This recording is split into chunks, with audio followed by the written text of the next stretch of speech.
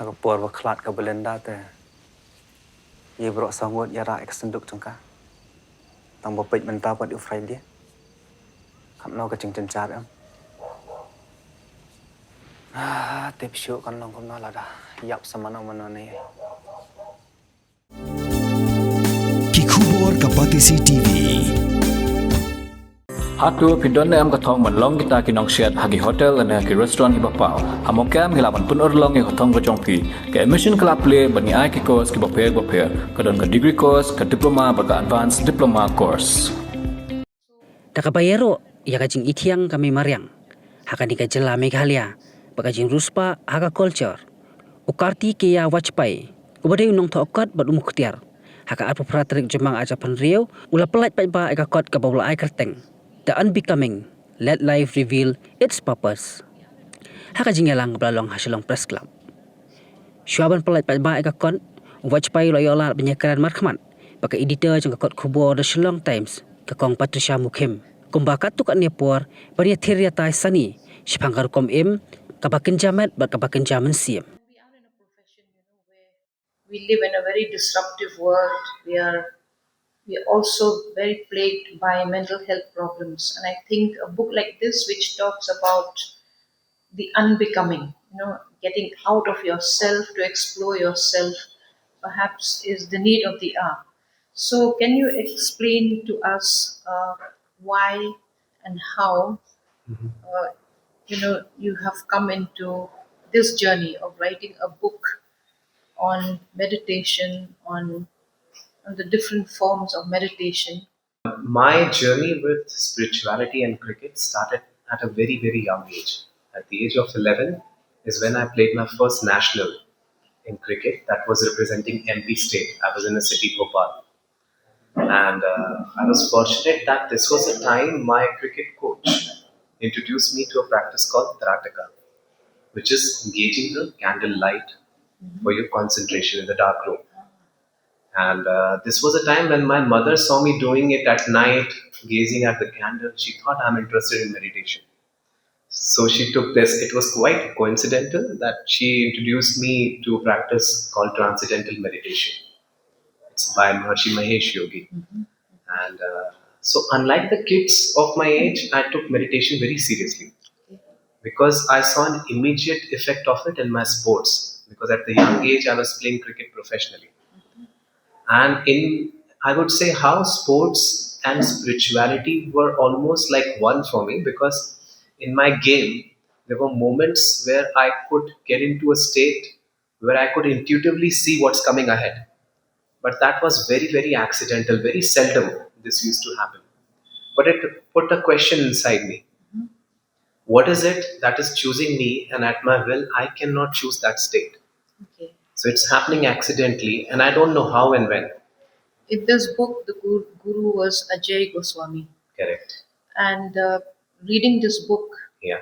I wish we all had a similar guru to go back to when we're troubled. That's a very good question. And interestingly, in my life, there has not been a direct face of a guru. I genuinely feel that divinity has chosen different mediums to come in a very strange forms, to come and teach me. Like my mother to introduce me to meditation at that young age. It was accidental, but it introduced me to a completely new world. Similar thing happened with my coach. I mean, before my mother, it was my coach who asked me to do that Karateka practice. So there was an Ajay Goswami in your life. No, there was no Ajay Goswami in my life. Okay. I would say that, see, in this book, there are two characters. Yes. Siddharth Kapoor And Ajay Goswami. And as they say that a writer is the sum total of their own experiences in life. But if you see, the two paths are representative of the two sides, parallel sides of my life as well.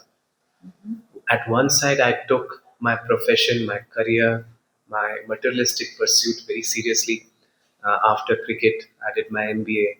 I got placed with ITC. I was looking after marketing for this brand. Then did law, and now I'm running a law firm. So that is one side of my life. Okay. Parallelly, there is a spiritual side that this interest kept on growing in my life. So both these characters are two different depictions. If you see, Siddharth is in pursuit of perfection, Perfection. in his career. Yes. His path is to find what is that state of perfection.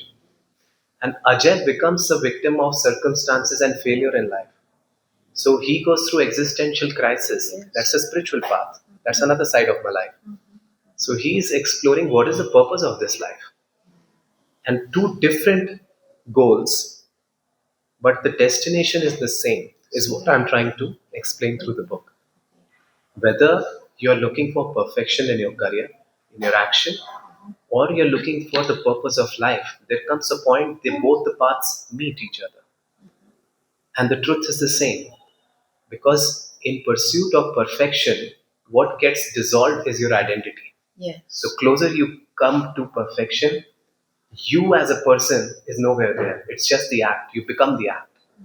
And it is the same when you explore what is the purpose of life. Through all the illusions, your identity, your ego drops. So the end destination is same for both the characters. Invisible gurus here in my life. Book itself became a form of writing, became a guru to me.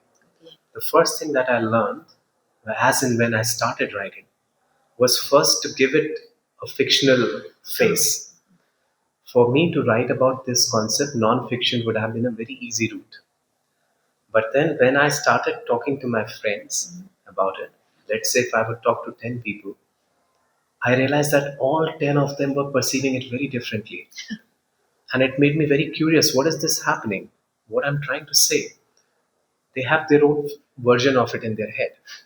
And that is when I realized whenever you present raw wisdom to anybody, they are seeing it from the lens of their own conditioning, Yeah.